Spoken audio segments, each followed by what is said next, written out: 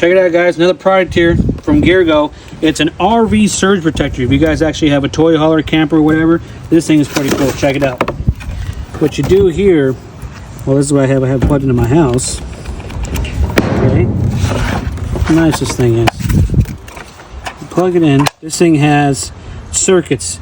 Tells you LEDs all the way down. Missing, ground, reverse polarity. There's an open circuit. If any of these lights light up, it's going to tell you what's happening.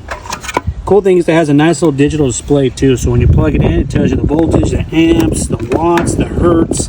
I actually like it. And the cool thing is about this is it's actually Bluetooth, so you can actually see this on your phone. Plug this in here. I don't know if you guys can see that. Look at the LEDs in this thing. Look at the, we're doing 121 volts, 35 watts, 60 hertz. I mean, this thing is awesome, guys. If you guys have a problem with the LEDs and something's not charging, right here, look at this. It's going to tell you exactly the problem of what the LEDs are lighting up for. Another good one, guys. Enjoy.